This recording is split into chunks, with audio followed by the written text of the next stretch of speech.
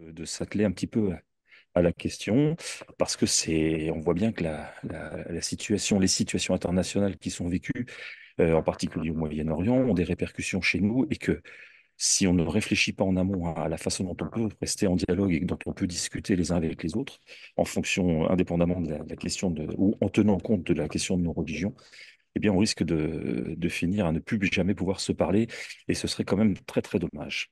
Voilà, alors nous accueillons pour ce webinaire, nous accueillons deux amis de Belgique, Myriam et Tanguy. Je sais pas si vous avez mis vos caméras, non? Je vois pas. Voilà, ça. Moi, Voilà, j'ai mis la caméra. ouais, bon, qui sont, qui nous ont été recommandés par, d'abord que moi j'avais eu l'occasion de rencontrer à différentes reprises au cours d'un colloque en particulier et qui nous ont été recommandés par nos amis de l'enseignement catholique de Belgique francophone.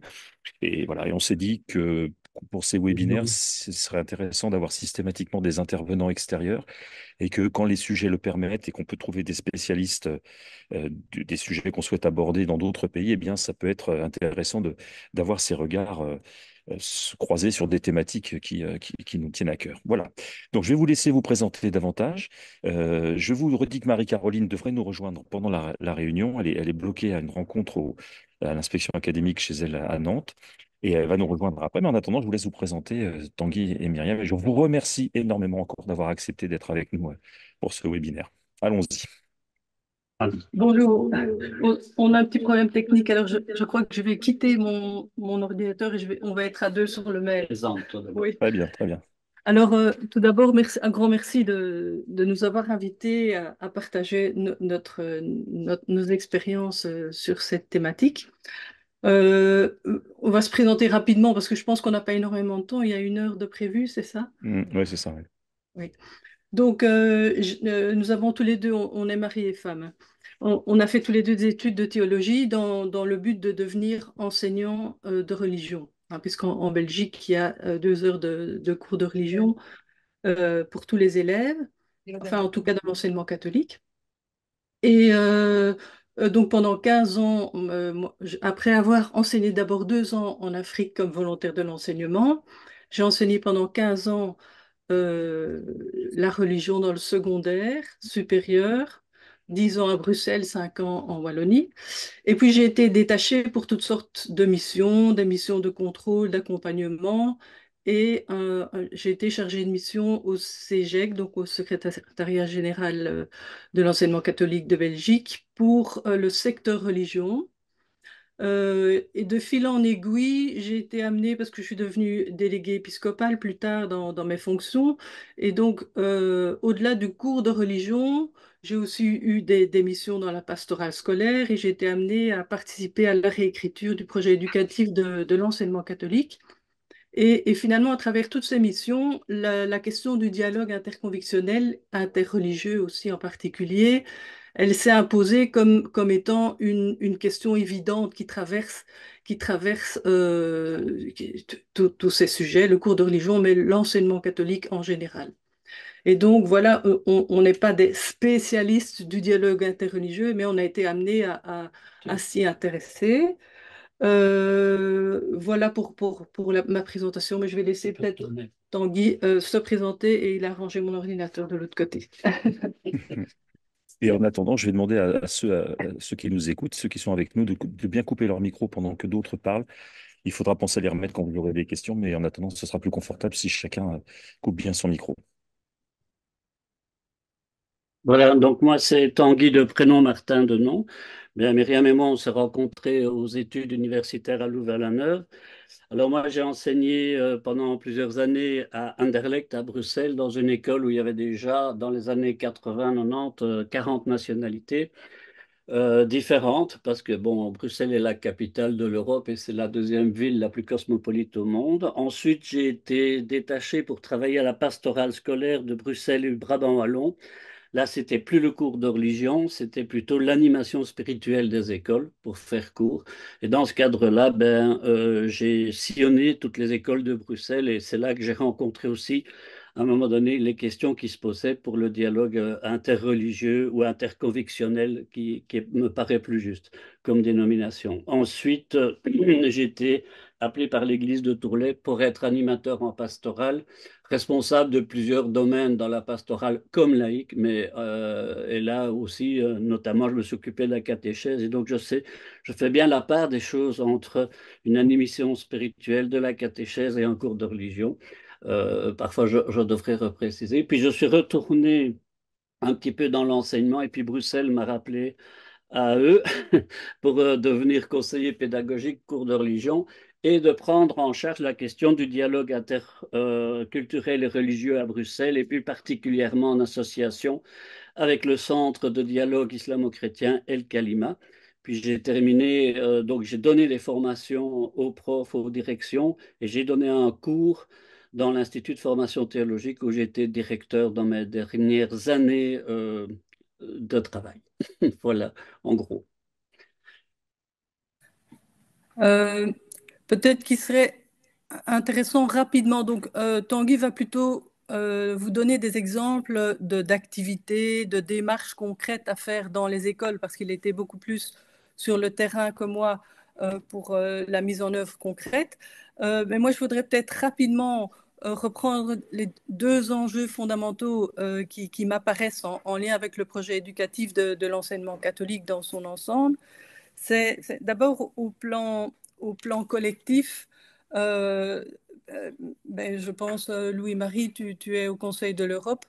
Le Conseil de l'Europe a très clairement fait des recommandations pour que les pays développent vraiment dans Mm. leur contexte éducatif le dialogue interconvictionnel, interreligieux, parce que Mm. c'est vraiment quelque chose d'important pour la paix, pour le bien commun. On se rend compte que si on ne travaille pas les questions, enfin la capacité d'entrer en dialogue, les crispations identitaires risquent de se renforcer et les conflits internationaux qu'on connaît, euh, ça importe dans les écoles, ça importe dans les classes. Donc sur le plan collectif, c'est vraiment important de travailler cette capacité d'entrer en dialogue. Et sur le plan personnel aussi, au fond, une personne se construit dans le dialogue, dans les échanges avec les autres. Et donc, le projet éducatif de l'enseignement catholique qui cherche à développer vraiment toutes les facettes de la personnalité et qui amène les élèves à pouvoir trouver du sens pour leur propre vie, eh bien, cette recherche de sens, elle s'enrichit vraiment dans le dialogue. Je pense que certains pensent que pour entrer en dialogue, il faut savoir d'abord exactement qui on est, être tout à fait au clair avec soi-même. Mais moi, je suis plutôt de ceux qui pensent que c'est dans le dialogue qu'on développe sa personnalité, qu'on arrive à mieux questionner ses a priori ou ses certitudes et que vraiment on développe sa personnalité dans le dialogue avec l'autre, et notamment, bien sûr, dans le dialogue interreligieux. Voilà, je vais peut-être passer la parole à Tanguy. Je sais que, enfin, on est prêt aussi à entrer en interaction avec vous selon les Mm. questions qui apparaîtront. Donc, Il y en aura. voilà, mais je vais peut-être passer la parole à Tanguy pour des choses, des activités plus concrètes. Je ne sais pas si je dois directement entrer dans des activités plus concrètes. Je vais parler un peu du témoignage reçu. Je vais commencer par ceci. Quand on était appelé dans les écoles où il y avait une forte dans et les écoles chrétiennes catholiques, hein, je précise, de l'enseignement libre en Belgique, euh, il y avait donc des pastorales se faisaient, mais avec des activités proprement de spiritualité chrétienne, voire avec même de culte catholique.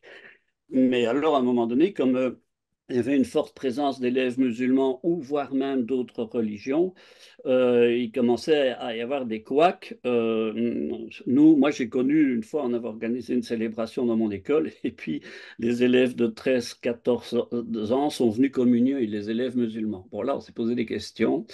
Donc, c'est à partir de là qu'on a fait tout ce cheminement-là en disant, mais nous, comme école catholique ouverte à tant de convictions et de culture, comment est-ce qu'on va continuer à faire une activité, des activités de ce genre-là?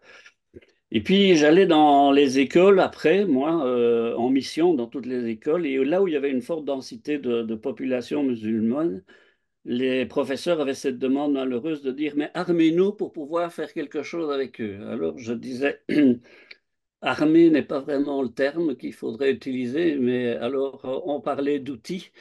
Et en même temps, j'ai toujours un peu peur de parler d'outils parce qu'il n'y a pas de formule adéquate pour toutes les écoles. Mais je dirais ceci, c'est que en travaillant beaucoup le dialogue interconvictionnel, interreligieux, interculturel, je vais un peu rejoindre ce que Myriam disait. Ce qui me frappe, même dans les documents de l'Église catholique, notamment dans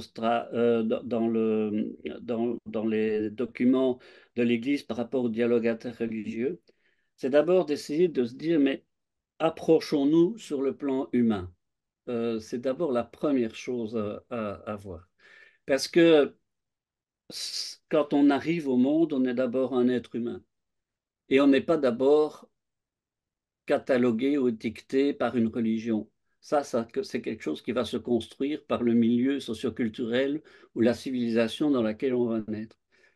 Or, nous les êtres humains, nous avons des aspirations communes qui peuvent être la paix, la solidarité, le bien-être, la dignité, la liberté, des choses comme ça.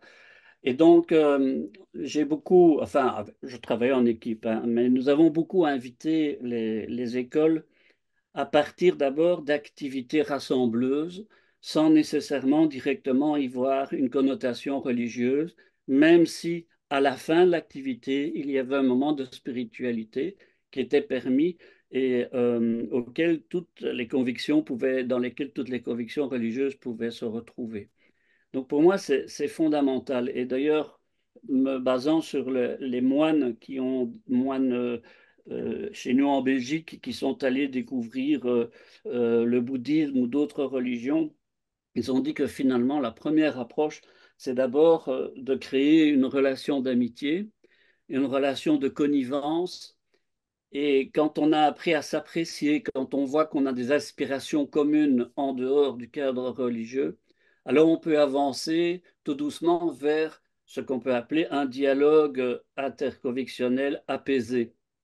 Et c'est important donc que chaque école prenne d'abord le temps de bien prendre la dimension du public et de la diversité, des diversités culturelles et religieuses des publics qu'elles ont en face d'eux, euh, de poser la question aussi au corps professoral de bien sentir comment il se situe par rapport à cette réalité et pouvoir montrer à ce corps professoral que plutôt que d'être un combat difficile, c'est plutôt une grande richesse, que de pouvoir s'ouvrir à d'autres, mais ça n'exclut pas qu'il faut apprendre à avoir des déplacements, avoir un accueil de pauvreté, mais peut-être aussi de comprendre que à travers tout cela, c'est ma propre personne qui va se développer et même aussi des aspects de ma religion, de mes convictions qui vont pouvoir s'enrichir dans cette rencontre.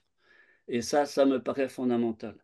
Alors donc, des activités ont proposé aux écoles de partir autour de thématiques communes, autour de valeurs qui rassemblent les jeunes, autour des aspirations qui rassemblent des jeunes. Ça peut être un moment pour la paix, ça peut être des actions de solidarité, des marches parrainées pour un projet dans le monde, des choses comme ça. Et puis, à la fin des activités, c'est avoir la capacité de permettre un moment de spiritualité qui est animé même par les élèves. Parfois, on peut demander aussi à quelqu'un représentant d'autres religions de venir animer si la personne est ouverte et sent très bien ça. Mais ce sont les élèves qui construisaient finalement, avec l'aide des professeurs, qui construisaient leur moment à eux et qui se permettaient à ce moment-là de vivre quelque chose de commun. Donc c'est pour moi, et j'étais animateur de retraite aussi, j'ai animé plus de 3000 jeunes en retraite spirituelle qui venaient de toutes les écoles de Bruxelles et de Wallonie, dans lesquelles j'étais dans des monastères avec même des élèves musulmans ou d'autres religions. Et c'était la qualité de l'accueil, l'attention qu'on leur portait et la possibilité de vivre des choses ensemble dans des activités qui étaient d'une approche de la nature ou d'autres choses, que ces élèves entraient vraiment en communion les uns avec les autres, sans que le dialogue interreligieux ne soit une crispation. Parce que si on ne s'apprécie pas, si on ne se connaît pas bien, si on ne se rejoint pas sur des questions humaines, d'abord, eh bien, ce sont d'abord les crispations religieuses qui arrivent en premier lieu. Donc voilà, c'est tout un process, toute une construction, une ambiance d'école à créer où chacun s'y sent reconnu comme être humain, mais où aussi les convictions sont accueillies, non pas dans le but de s'imposer les unes aux autres, mais de s'enrichir les unes les autres. Voilà. Moi, j'ai eu beaucoup d'expériences de ce style-là. Je suis même déjà allé quand j'animais des écoles où il y avait majorité d'élèves musulmans ou d'élèves du cours musulman, parce que dans l'officiel, ils peuvent choisir un cours d'islam. Ils venaient me rencontrer et ils allaient dans une église avec moi découvrir des choses. Euh, mais on avait d'abord passé une matinée, plus qu'une demi-journée, à se comprendre, à se parler, à faire des actions ensemble. Et alors, à partir de ce moment-là, le pas vers la religion de l'autre est beaucoup plus facile. Voilà, donc je préfère répondre à vos questions si vous êtes dans des situations particulières ou autres, ou que vous avez envisagé des choses. Mais moi, c'était plutôt sur ce domaine-là. On travaille la qualité des relations humaines et à partir de là, on avance dans une spiritualité. Et je dis d'abord dans des activités spirituelles. La religion, qui est un cours, ça c'est autre chose. Là, je peux vous raconter que, par exemple, j'ai eu des élèves musulmans qui étaient là et disaient, nous, on ne répond pas à vos questions à l'interrogation parce qu'on est musulmans. J'ai dit, écoutez, vous êtes un cours de religion, c'est un cours comme un cours de géographie, d'histoire ou de biologie. Il vous apprend des choses, il ne vous demande pas de vous convertir à ce que je vous apprends. Il vous demande d'avoir la capacité d'avoir compris ce que je vous ai pris. Alors il disait parfois à la première interrogation qu'ils avaient avec moi, je ne réponds pas à cette question est-ce que je suis musulman? Je dis, écoute, je t'ai demandé comment le Christ voyait le pardon, mais tu peux aussi voir comment vous voyez le pardon dans votre religion. Et alors, bref, il le faisait une fois parce qu'il devait répondre un peu plus que les autres, c'était fatigant. Mais après, ils entraient dans le jeu et j'ai eu des élèves qui, après 2 ans de cours avec moi, sont venus me trouver. Ils ont dit, monsieur, on change d'école et d'orientation, mais on vient vous dire merci. Je ne vous dirai pas toutes les louanges qu'ils m'ont dites. Mais alors, ils m'ont dit ceci, mais grâce à vous, on est redevenus de vrais musulmans. Mon cœur s'est serré parce que j'ai cru qu'ils s'étaient radicalisés. Mais ils m'ont dit, non, on est devenus de vrais musulmans comme vous, vous êtes chrétien, vous les chrétiens, vous êtes capables de revisiter la foi, de vous interroger sur la foi, d'interroger les Écritures et de ne pas toujours être en accord avec tout ce qui se dit nécessairement dans la doctrine de la foi. Eh bien, nous voulons être musulmans qui questionnons notre foi pour devenir de meilleurs musulmans.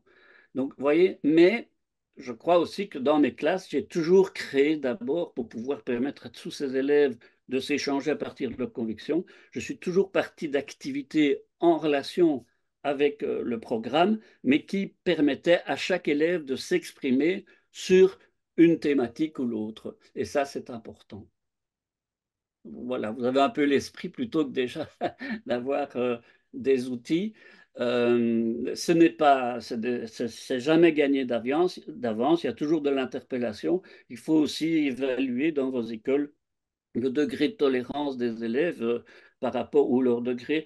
On n'est pas, nous les chrétiens en Belgique, je sais de quoi je parle parce que j'ai eu des élèves qui venaient de France, avec des étudiants adultes qui venaient de France, nous sommes moins militants dans notre christianisme, il faut dire ça, donc peut-être que ça facilite un peu les choses. Le prosélytisme dans nos écoles, ça n'existe pas.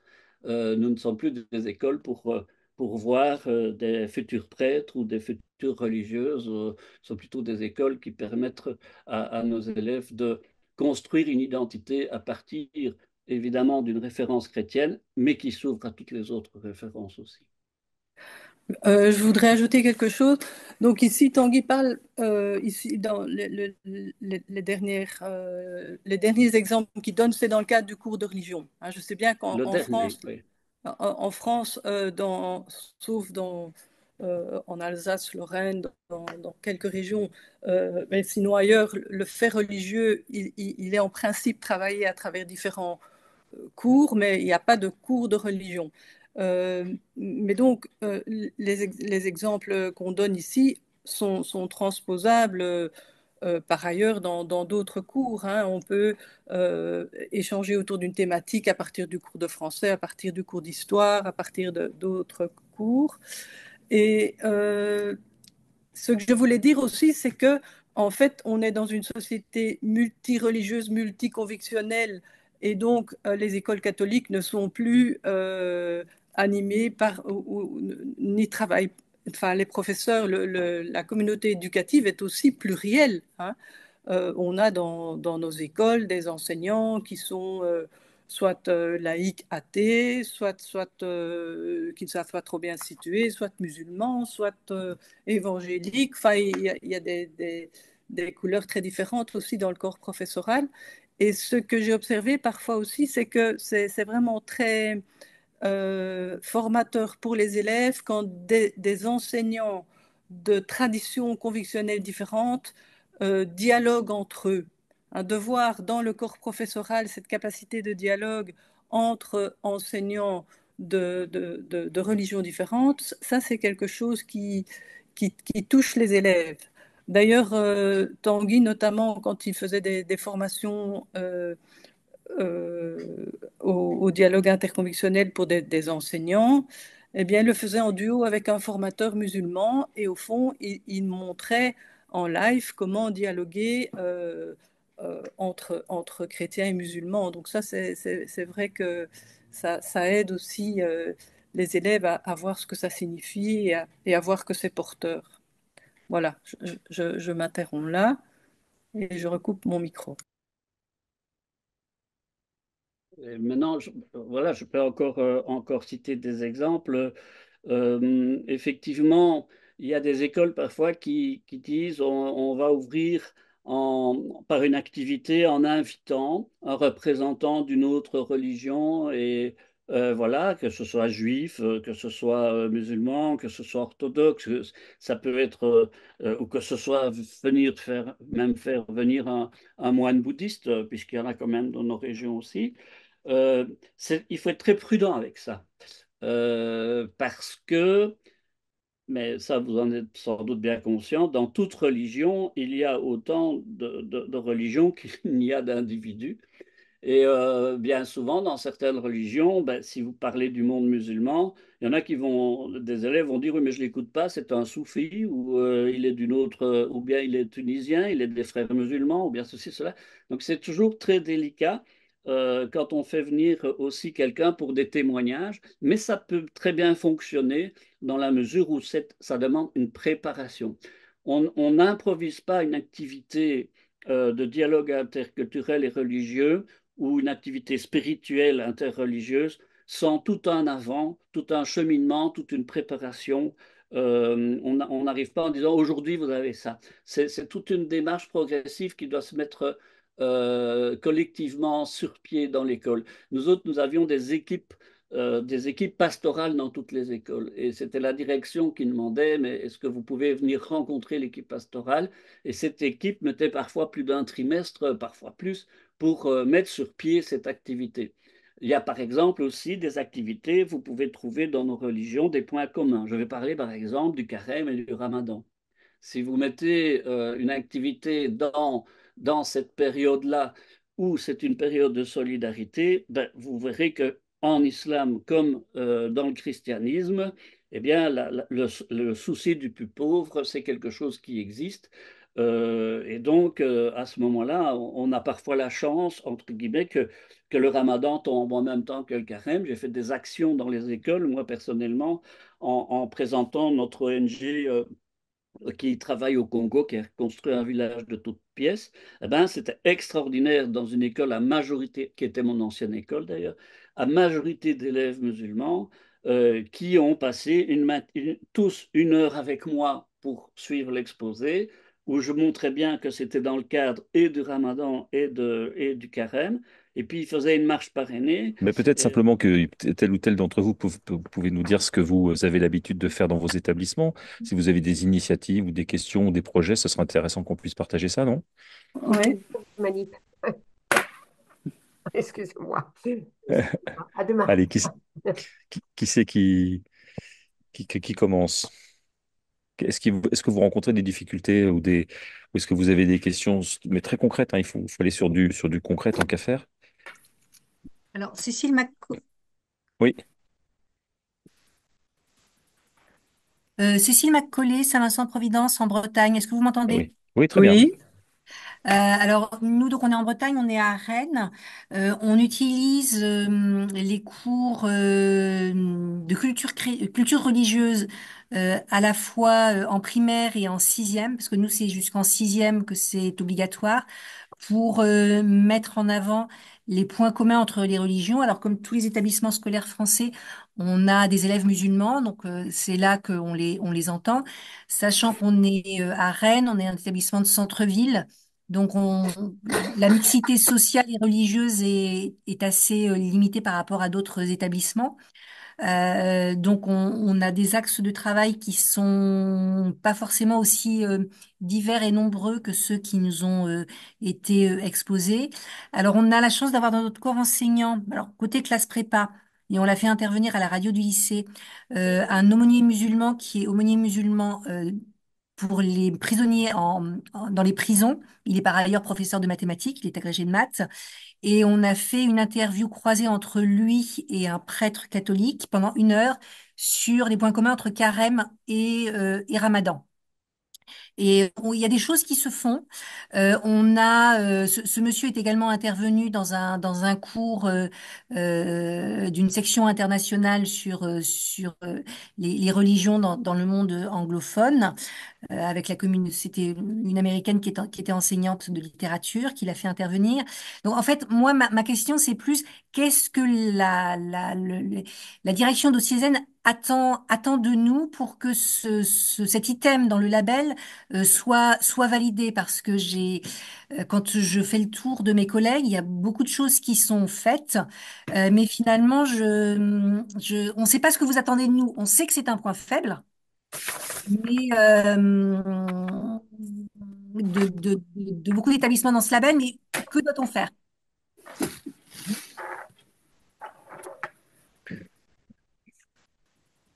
Voilà, je sais pas, vous m'avez entendu jusqu'au bout? Non, j'ai pas Moi, j'ai entendu la fin, moi.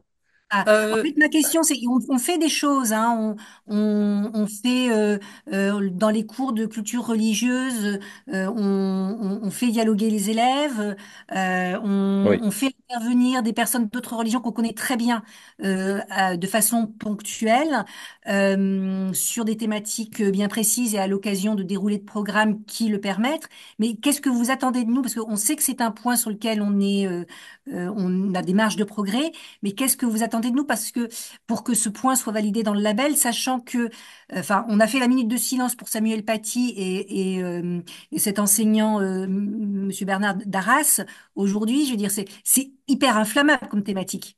bien sûr. Mhm. Donc, qu'est-ce que vous attendez de nous? Jusqu'où on doit aller? Sachant que moi, j'ai fait une réunion avec la pastorale du collège et du lycée, je les ai vus complètement se retirer physiquement de la table où j'exposais ce critère en disant j'ai besoin de votre aide. Hmm.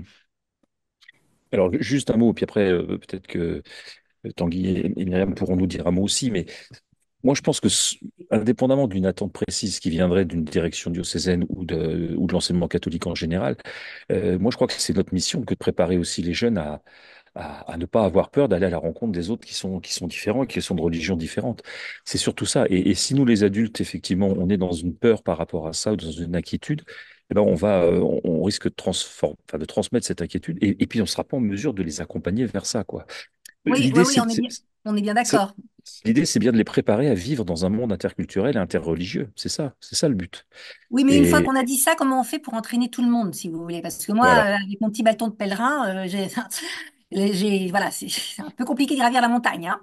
Voilà. Sachant que Alors, moi-même, mon couple est, mon mari est de confession différente. Donc, vous prêchez une convertie sur la richesse interculturelle et interreligieuse. ouais, ouais. Mais elle expliquait ça à tout le monde, quoi. Hmm. C'est beaucoup plus facile, je dirais, en primaire, où les enseignants connaissent très très bien leurs élèves, ils les ont tous les jours en face d'eux. Que ce soit le bouddhisme, l'islam ou le judaïsme, ils arrivent toujours dans l'année à faire quelque chose. Là où c'est plus compliqué, c'est le collège et c'est le lycée. Hmm. Parce en plus, on a des ados en face de nous qui peuvent se crisper. Oui, oui, tout à fait. Et des parents d'élèves qui peuvent se crisper aussi. Mm. Ouais. Et donc, là, ce dont vous nous parlez, c'est peut-être la difficulté d'entraîner l'ensemble de la communauté éducative, du corps professoral dans la démarche. Pas seulement. Alors, du corps professoral, des ados et des parents d'élèves. Oui, Ouais. oui. Je veux dire, vous Mm. imaginez, moi, on a un aumônier musulman des prisons qui est prof de maths chez nous. Si j'explique et que je balance sur École Directe, ah, aujourd'hui, monsieur X va intervenir pour parler de sa mission d'aumônier musulman dans la prison de Rennes, je suis sûre que je me prends une volée de bois de verre des parents, hein. Mm. Mais Mm. ceci dit, c'est un sujet qui est plus général que ça, parce que vous avez vu je fais un parallèle, vous avez vu ce qui nous arrive dans les établissements aujourd'hui, on nous annonce des programmes sur l'éducation relationnelle, affective et sexuelle. Là, on est aussi sur un terrain plus Ah que oui, chaud glissant, bouillant ouais. avec les. Ah oui. Ouais. Donc, il faut qu'on apprenne en fait à travailler en équipe autour de ces questions-là. Parce qu'autrement, on peut pas, on pourra pas toujours tout botter en touche. Et la question du dialogue interreligieux est certainement enfin, à mon avis, il y a suffisamment d'outils et euh, de, d'expériences qui sont menées ici ou là pour qu'on s'en inspire. Alors peut-être que justement dans le groupe, alors peut-être que Myriam et Tanguy, vous voulez dire quelque chose, ou alors on va questionner les autres Euh, participants peut-être, à moins que vous ayez des Oui, choses à dire. On est là pour vous oui. écouter alors. Disons que la force peut-être que nous avons, c'est que toutes les écoles, mais je pense que c'est le cas en France, ont un règlement d'ordre intérieur.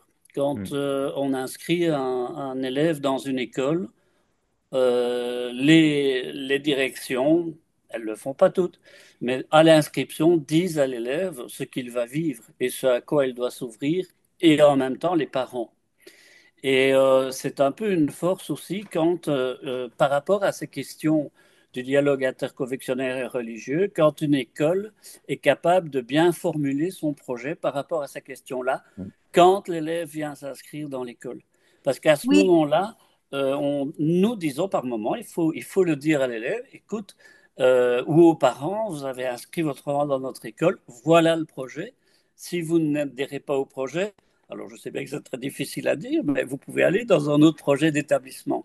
Mais ça, c'est très, très important que ce soit bien inscrit et c'est bien clair inscrit. dans l'esprit des parents. Bah, à partir de ce moment-là, il faut convoquer les parents et avoir un dialogue. Mais je sais que c'est la difficulté pour moi, hein, parce que vous avez pris l'exemple de M. Patine, effectivement, ça nous a touchés ici en Belgique aussi, hein, cette affaire-là. Et faire directement une minute de silence sans préparation, moi je l'aurais jamais fait, en tout cas. Il faut d'abord permettre aux élèves de s'exprimer sur la question avec des personnes compétentes pour écouter ce qui se dit, pas nécessairement vouloir avoir raison les uns les autres. Et puis, mais ça demande un long travail. Et c'est un travail permanent à remettre sans cesse sur le métier. Et si un élève ou des parents bloquent, je pense qu'il faut les mettre devant ça. Je crois que la difficulté, de toute façon, vous avez en France le même phénomène que chez nous, où beaucoup de parents préfèrent donner cours à leurs enfants plutôt que les inscrire dans une école. C'est un peu une évolution de notre monde. Or, qu'est-ce qui est important? C'est qu'une école est là pour quelque part proposer un autre discours que celui qui est entendu à la maison. Si l'enseignement ne fait pas ça, si l'enseignement doit se plier à chaque visée éducative des parents, ben, c'est plus la peine de faire école, on peut apprendre les choses devant un ordinateur. Et c'est un peu tout ce travail qu'il faut faire où grandir en humanité, c'est être capable de rencontrer d'autres avis que le sien, c'est développer cette qualité d'écoute. C'est Girac qui le dit, mais moi je l'ai toujours développé dans toutes les activités. Apprendre d'abord à nous écouter. Voilà. Mais je vous dis, il y a parfois, on veut bien faire en prenant en rebondissant sur une situation d'actualité. C'est pas nécessairement le bon truc pour moi. Parce que s'il n'y a pas eu quelque chose qui a été créé auparavant, s'il n'y a pas eu d'autres moments dans l'école, où on a construit pacifiquement dans une qualité relationnelle, où les élèves ont dit qu'est-ce que c'était chouette ce qu'on a vécu ensemble pendant cette journée, et puis qu'on vient proposer tout d'un coup quelque chose de très crispant et de très explosif. Alors, Pour moi, c'est pas facile, hein. ouais, non, Bon, mais c'est maintenant, je ne juste dis pour pas vous. qu'il fallait pas le faire, hein, mais J'utilisais, aujourd'hui, le contexte en France, il est celui-ci et l'actualité faisait que tous les établissements scolaires devaient le faire. oui, Bon, oui. alors je vais élargir ma question. C'est que nous proposez-vous comme outil, comme accompagnement? Parce que notamment en province, j'ai discuté avec la responsable de la pastorale du collège qui venait de Paris et qui me disait Mhm. sur le dialogue interreligieux et interculturel, à Paris c'est beaucoup plus facile. On peut dans un cours d'histoire proposer d'aller visiter la grande mosquée de Paris, l'Institut du monde arabe. Mhm. Euh, dans certaines régions de France, dans beaucoup de régions de France, il n'y a pas ce genre de choses. Donc, que peut-on faire? Alors, à Rennes, on a la chance d'avoir un centre culturel israélite qui vient de s'ouvrir. On réfléchit à la façon de monter quelque chose, mais il est tout petit. Et une fois qu'on l'aura fait, à part le dialogue interreligieux enfin, qu'on travaille dans nos cours de culture religieuse avec les élèves de différentes confessions, voilà, que fait-on, quoi? Oui. Donnez-nous des exemples. Avant de laisser la parole à d'autres, moi, juste une remarque comme ça, parce que moi je crois beaucoup à ce qu'on a évoqué aussi à plusieurs reprises, c'est l'idée que il faut que les gens vivent des choses ensemble. Si on veut que les gens s'apprécient, s'acceptent, il faut que ça commence par ça. Dans les pays dans lesquels je pense à des pays d'Afrique où il y a un vrai dialogue interreligieux entre les musulmans et les catholiques, je pense au Sénégal en particulier, qu'est-ce qu'ils font les gens? Ou je l'ai vu aussi au Togo, qu'est-ce qu'ils font? D'abord, ils vivent ensemble. Ils s'invitent à leurs fêtes réciproques, ils célèbrent ensemble, ils font voilà. Donc à un moment, faire vivre des choses ensemble aux élèves, au cours desquelles ils ont parfois l'occasion de dire qui ils sont, ce qu'ils sont, en quoi ils croient. Ça peut se faire par petits groupes, ça peut se faire, mais pas forcément rentrer par les religions. Ça peut être rentré aussi par des croyances ou profiter d'éléments, d'événements. Quand il y avait, moi je me souviens quand il y a eu des attentats en France, il y avait des enseignants et je peux les comprendre qui étaient pétrifiés à l'idée de savoir comment ils allaient. Eh ben ils ont simplement pris le temps d'écouter les élèves. Ils les ont fait parler, ils les ont fait s'écouter en mettant des règles de respect les uns avec les autres. Et ça commence comme ça. Et là, on commence à toucher quelque chose de profond et on commence à avancer ensemble avant d'arriver sur des croyances. Hein, voilà. Est-ce qu'il y a d'autres exemples, des exemples, pardon, de pratiques qui ont été lancées, étudiées ou tentées ici ou là? Alors moi, je veux bien témoigner. Oui? Donc, je ne suis pas dans un établissement, mais je travaille à la direction diocésaine des Alpes-Maritimes. Donc, Ouais. nous, de par notre situation, donc l'interculturel, l'interreligieux et la migration, c'est quelque chose auquel on est confronté. Et on a aussi, comme ce que vous disiez, on a pu entendre et on entend toujours beaucoup de réserves de la part des parents. Nous, Mm. le choix qu'on a fait depuis plus de 10 ans, puisqu'on travaille sur un projet diocésain qu'on actualise sur l'accueil des différences, mais toutes les différences, donc la dimension interculturelle et interreligieuse, elle entrait là-dedans. On a fait le choix de s'adresser d'abord aux adultes de nos Mhm. établissements. Donc, on a la chance dans la région d'avoir sur Marseille un ISTR, donc Bah un oui. institut de théologie, et donc où les adjoints et animateurs en pastoral, en premier lieu, ça a été à eux qu'on s'est adressé, vont se former Mhm. pour justement apprendre déjà se laisser déplacer et puis apprendre, j'allais dire, le b.a.-ba parce que c'est des personnes qui se sentent souvent au-delà de peut-être des postures un peu idéologiques fortes, mais qui se sentent aussi assez démunies. Dans le dialogue interculturel, interreligieux. Donc peut-être vous disiez, Tanguy, pas les armer, mais leur donner un peu une assise, quelque chose pour qu'ils se Mm. sentent un peu plus à l'aise dans ces dimensions-là. Donc, tous ces personnels-là sont formés. À l'ISTR, il y a aussi des choses qui sont proposées pour les enseignants sur l'enseignement des faits religieux. Donc, une formation aussi, alors un DU de 2 ans, mais tous les ans, 3 jours de formation à destination des enseignants. Donc, on a aussi des enseignants pas mal formés et les chefs d'établissement également. Mhm. Donc, Mhm. il y a une vraie culture dans le diocèse autour de l'interculturel et l'interreligieux. Euh, on parlait des cours de culture religieuse. Chez nous, c'est plutôt dès le primaire de la culture des religions. C'est ce choix qu'on a essayé de faire. Alors, je dis pas Mm. que c'est simple, hein, c'est compliqué parfois aussi. Les parents, on essaye de les sensibiliser. C'est peut-être l'angle qui est un peu plus compliqué à atteindre sur ces Mm. sujets-là. Mais voilà, dans les établissements, le fait qu'il y ait une culture commune d'enseignants, de personnel qui s'occupe de pastoral, de chefs d'établissement autour de ces sujets, ben, ça aide à déployer des Mm. projets en Mm. lien Mm. avec. Alors, Tout à fait. nous, on est Tout autour de à la fait. Méditerranée, donc c'est très particulier. est aujourd'hui de plus en plus prégnant. Donc, on Mm. essaye de travailler avec les autres diocèses sur ces dimensions-là. Et d'abord à destination des adultes, parce que je vous rejoins aussi, Tanguy, dans ces domaines-là, la bonne volonté ne suffit pas. Mm. Les bons sentiments ne suffisent pas Mhm. quand on veut faire des rencontres avec d'autres convictions, d'autres religions. Il faut aussi pouvoir enfin, connaître un minimum, y avoir travaillé en amont. Moi, Mm. j'ai des souvenirs de rencontres justement dans le genre de ce que vous disiez. Donc, on invite un prêtre, un imam et un rabbin à discuter de telle ou telle chose, mais sans préparation au préalable. La bonne volonté, donc on a invité Non, tout le ouais. monde à un repas, mais pour commencer, c'est peut-être pas la meilleure façon de faire. Voilà. Donc, Mais alors, il y donc a c'est des ce que expériences. je dis. Vous avez évoqué Voilà. l'ISTR, Donc, il y a des expériences assez intéressantes, entre autres avec le, ce qu'a fait, j'ai oublié son nom, Dominique Santelli, voilà, Dominique avec Santelli. le projet hospitalité, ce qui se développe aussi avec Hayden. Peut-être qu'on pourrait on pourrait se noter ça, Jade et Véronique, faire une liste des ressources possibles, hein. Il y a aussi nos secrétariat général, Joseph Hervaux, qui est spécialiste sur ces questions-là, qui peut aussi donner. On a fait tout un travail. Joseph a piloté un travail d'écriture d'une plaquette sur ce dialogue interculturel, interreligieux. Il y a les actes du colloque de Bruxelles aussi en 2019 qui peuvent être utiles. Enfin, il y a des ressources. Je vois que Cécile a levé la main également. Oui, alors moi je vais vous faire rire parce que mon sujet il est inverse en fait. Bienvenue dans le Cantal, mais nous, les musulmans, les juifs, ben, on les voit à la télé, mais c'est tout. Donc la difficulté, elle est plus par rapport au label. Qu'est-ce qu'on coche comme case quand tout ça c'est de la théorie en fait, hein, Oui, Mhm. oui, mais ouais. Alors par rapport au label en tant que tel, c'est évident que un établissement dans lequel ou qui n'est pas du tout confronté à de l'interculturel, mais à mon avis, ça, enfin, faut vraiment parce que moi j'avais visité un établissement que vous connaissez qui est à Saint-Flour, un lycée. Il y a une centaine d'élèves. Bon, on avait quand même réussi à cocher pratiquement toutes les cases, y compris celle-là, hein. Donc il y a d'autres façons de faire qu'effectivement la confrontation directe entre des personnes de religions différentes.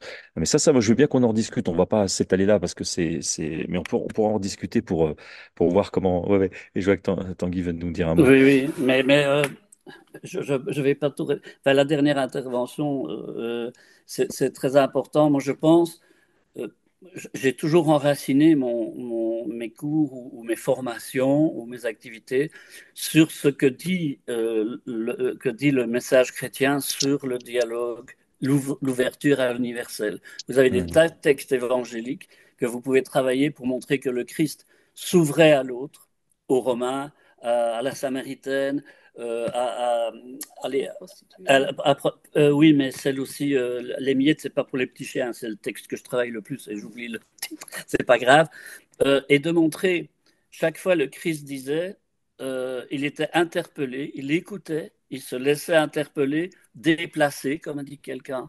Pas, pour moi, ça c'est fondamental que nous Mhm. devons apprendre ça. Ça veut dire quoi? Se faire déplacer, se déplacer sans perdre nos convictions, mais en les Mhm. enrichissant. Et alors, c'était donc, et alors il disait toujours, ta foi t'a sauvé. Il disait pas ta foi juive, ta foi romaine, ta foi grecque ou ta foi la syrophénicienne. Il disait Mhm. ta foi t'a sauvé. On ne savait jamais laquelle. Il disait pas ta foi en ma façon de voir les choses t'a sauvé. Et si dans les écoles, on ne travaille pas cette capacité, parce que j'ai un peu peur parfois de certaines orientations chrétiennes, de montrer que le Christ, dans sa vie, dans sa façon d'être, était d'abord à l'écoute de l'autre, sans dire je sais déjà ce que tu veux me demander, donc voilà, je te donne la réponse, mais à l'écoute et de rejoindre la personne là où elle est, ça ne va pas.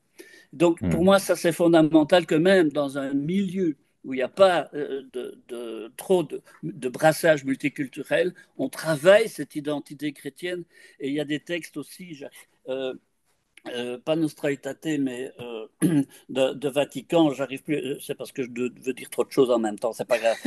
Mais même en 63, il y a une encyclique extraordinaire sur l'ouverture à l'autre, et qui, le pape actuel a repris aussi ce travail de l'ouverture à l'autre. Et vous verrez qu'il faut partir de Assise, où les gens se Mhm. sont rencontrés. Vous pouvez aussi raconter Assise, c'est une des plus belles choses que Jean-Paul II ait faites. Et alors les gens disaient, on n'a pas prié ensemble. Ensemble, nous avons prié. C'est-à-dire qu'à un moment donné, il y avait des temps de prière où chacun priait avec ses prières à lui, mais ils étaient tous ensemble réunis. Pour ce qui est des adultes, moi, je dois dire que c'est même avec un musulman que j'ai travaillé ça, avec des animateurs de rue musulmans. Ils disent, quand on réunit les mamans de différentes religions, de différentes convictions, sur quoi peut-on discuter? Sur leurs inquiétudes par rapport à leurs adolescents. Et c'est de nouveau, encore une fois, réunir les gens autour de préoccupations que toute maman, que tout papa a par rapport à son enfant, à son adolescence, sans parler de religion nécessairement. Mais ça, ce sont des moments importants aussi. Je pense que dans les écoles, on veut trop faire directement du dialogue interreligieux, alors que peut-être qu'on peut aussi avoir des groupes de parole en dehors ou à côté de l'école ou dans l'école. Il y a des écoles qui ont mis ça des lieux de rencontre de parents autour de certains sujets et qui préoccupent les parents quand ils ont des adolescents. Ça c'est franchement c'est important. Donc voilà, j'ai répondu de deux. Ce sont des activités et que vous pouvez mettre sur pied avec aussi des spécialistes du dialogue, hein, ou des personnes qui ont des compétences pour faire ça. Mais je crois que c'est ça qui compte, c'est mettre les personnes ensemble. Alors, simplement, oui, qui c'est Oui, Myriam. Oui, mais vas-y, si tu veux. Mais sinon, Non, je voulais dire que j'ai envoyé à Marie-Caroline et à Louis-Marie un outil assez simple et très pédagogique que j'ai réalisé à partir d'un livre de Denis Girard qui s'appelle Le dialogue à la portée de tous ou presque. Et c'est vraiment un des rares livres qui parle du dialogue en lui-même, de la capacité d'entrer en dialogue. Donc, il ne parle pas d'objet du dialogue, mais de la manière d'entrer en dialogue. Et il décrit des situations très concrètes avec 5 règles d'or, 5 amis, 5 ennemis du dialogue. Et vous pourrez le recevoir parce que je l'ai envoyé par Internet. Et là-dedans, vous trouverez des clés pour très, très pratiques pour entrer en dialogue, mais même parce que le dialogue, c'est aussi entre chrétiens, entre oui, athées, d'une même conviction, quoi. Enfin, voilà, donc ça, c'est quelque chose qui très bien. peut Donc là, donner des idées. ça fait, en fait, ce qu'on va faire, c'est on va préparer une liste d'une série d'outils à disposition, de références, de repères et pourquoi pas de formation aussi, puisqu'on a parlé de l'ISTR tout à l'heure, il y a des choses comme ça qui existent, de façon à ce que vous ayez des ressources. Je vois que Marie-Caroline nous a rejoint. Ça y est, ils t'ont libéré? Ah oui, pardon, il y avait, allez-y. Bonjour. Bonsoir à tous. Excusez-moi, je suis vraiment désolée de ne pas avoir pu être avec vous depuis le début, mais Jade m'a dit que la vidéo avait été enregistrée. Donc, Ouais. je prendrai plaisir à Alors, réécouter tout ça. il ne reste pas très longtemps. Donc, est-ce qu'il y avait... Levez la main ceux qui veulent encore poser des... Oui, allez-y. Je sais pas, c'est marqué T de Manneville, mais je sais pas, Oui. je sais pas. Bonjour à tous, c'est Stéphane. Donc moi, je suis adjointe sur un gros ensemble scolaire à Dijon. Donc je vous rejoins entièrement pendant tout ce qui a été dit, ça me touche beaucoup et ça rejoint vraiment ce qu'on vit. Moi, j'ai une question parce que nous, on a mis en place des cours obligatoires de enseignement du fait religieux au collège. Donc on se sert de Doctéo en sixième et en cinquième là, voilà, il y a vraiment de quoi discuter. Il y a vraiment une matière pour discuter avec des élèves de n'importe quelle confession. Et j'aurais aimé vraiment avoir des pistes pour les quatrièmes, troisièmes, voire secondes, pour pouvoir aborder ces thèmes-là, parce qu'ils sont tellement importants. Bien que nos jeunes n'ont pas les moyens, les arguments, les choses pour discuter. Et j'aime beaucoup ce que disaient Tanguy et Myriam là, sur le fait qu'il faut vraiment commencer par la relation humaine, discuter avant d'apporter des choses. Et ces cours d'enseignement de fait religieux, ils sont vraiment pour ça. On apprend à connaître nos élèves chaque semaine. Et du coup, on peut aborder des vrais sujets. Mais si vous aviez de la matière, en tout cas, ça m'intéresserait vraiment pour Ok. quatrième, troisième, seconde, voilà, bien volontiers. Eh ben moi, enfin, on a des idées, puis on sait où aller chercher des idées. Donc ça, c'est pas, c'est ça. On va le faire. On va se faire c'est ce qu'il faudrait qu'on fasse ça en fait après les webinaires, qu'on fasse une série de ressources qu'on mettrait à disposition. Ce serait pas mal ça. Là, je suis en train de donner du boulot à Jade, Marie-Caroline et Véronique. J'ai encore une petite Oui, vas-y. suggestion. À Bruxelles, il y a des mamans musulmanes qui étaient rassemblées et un autre animateur de quartier s'est rendu compte que en fait, les gens qui viennent, les personnes immigrées qui viennent chez nous ont une vision caricaturale de notre culture et ce que l'on aura bombardé aussi comme vision qu'ils devaient avoir. Et donc, il faut aussi Mm. déconstruire ça. Et Mm. qu'est-ce qu'ils ont fait avec des personnes qui étaient en cours d'alphabétisation et d'apprentissage du français? Ils sont allés visiter les musées Mm. et montrer notre histoire, d'où nous venons, par où nous sommes passés, où nous allons. Et ça peut se faire avec des jeunes comme avec des adultes. Parce que Mm. ce qui est important aussi, c'est de déconstruire, comme je l'ai dit tout à l'heure, ce qui est enseigné en famille ou dans un quartier par rapport à notre civilisation. Mm. Et donc, ce sont des chemins aussi de réconciliation. Et alors, à ce moment-là aussi, permettre aux jeunes d'autres civilisations, d'autres cultures, de pouvoir apporter des éléments comparatifs ou semblables. Et ça, Mm. c'est aussi fondamental parce que je pense que quelque part, comme l'a dit un de vos anciens présidents, il y en a qui ne savent plus c'est quoi le tableau de la dernière scène Mm. dans vos beaux musées. Ben oui, mais nos propres chrétiens, même nos contemporains, manquent d'une culture globale Mm. et ouverture à l'autre. Et alors la deuxième chose que je dirais, être à la recherche de tous ces gens qui, dans le monde, et ça se trouve sur Internet, cherchent à se rassembler autour de questions de dialogue interreligion, des questions de la paix. Quand le pape a sorti Laudato Si, eh bien, moi, je suis tombé sur un rassemblement de 20 musulmans de 20 pays du Maghreb, de 20 Mm. pays du Maghreb, et c'était une vingtaine de confessions musulmanes représentées, qui ont montré leur accord avec Laudato Si pour l'avenir de la planète. Je pense qu'on a aussi intérêt à montrer qu'il y a dans le monde partout des intellectuels ou des chercheurs ou des personnes qui se lèvent pour des témoignages de fraternité. Moi, c'est extraordinaire quand j'ai pu montrer ce texte à des professeurs même, qui n'en croyaient pas à leurs yeux, de dire Mm. quoi, les musulmans sont d'accord avec le pape sur ces questions d'écologie. Je pense que c'est aussi des questions comme ça il faut pouvoir aussi être à la recherche de ça. Et moi, j'ai passé mon temps à faire ça. Les Mm. lieux qui sont en dehors même de la France ou en France ou ailleurs, où des gens se parlent. C'est des Mm. témoignages aussi comme ça qu'on peut apporter, même à travers des vidéos. Hein. Voilà. Tout à fait. Donc, on sait ce qu'on va faire. On va mettre à disposition un certain nombre de ressources. Je pense aussi, il y en a d'autres qui me viennent à l'esprit, mais on n'a plus le temps, malheureusement, d'aller plus loin. Écoutez, on va s'arrêter là pour ce soir. Visiblement, le sujet est un sujet qui passionne, donc il faudra peut-être qu'on y revienne. En tout cas, un sujet qui questionne également. Je remercie Tanguy et Myriam de leur disponibilité. On sait où vous trouver Avec maintenant, hein, plaisir. Voilà. on saura vous solliciter. Merci à toutes et à tous qui avaient participé. Et puis simplement, je veux pas faire une rupture trop brutale, mais simplement, on annonce la prochaine, c'est ça, qui est le 4 novembre, hein, sur le thème qui n'a rien à voir de la transition écologique. Et là aussi, c'est pareil, on va aller chercher, alors ce sera peut-être pas à l'étranger, parce que je pense à quelqu'un mais qui sera pas de l'enseignement catholique, même s'il intervient dans l'enseignement catholique, et qui accompagne des structures diverses et variées sur la transition écologique avec des éléments très, très concrets, très pratiques. Voilà, ce sera le 4 novembre. Il faut bien le noter parce que c'est le lundi de la rentrée. Et souvent, les lundis de rentrée, on pense à autre chose. Peut-être qu'à se faire un webinaire avec le label Ouverture Internationale. Quelqu'un a un dernier mot à dire? Véronique, Jade, Non, Marie-Caroline? non. Bon, Excusez-nous encore pour ce petit couac informatique. bon, Mais en tout cas, merci à tous. voilà. Un Et ben, bonne grand fin de merci à soirée. Tanguy, ouais, à Tanguy Ouais, et Myriam pour cet apport. Merci beaucoup. et à bientôt. Merci à vous de nous avoir accueillis. Oui, Allez, Voilà, et bonne bonne soirée. Au revoir. continuation. oui, c'est chouette, Merci. continuer. Merci, bonne Oui, soirée. Vive le Au dialogue. revoir. au revoir.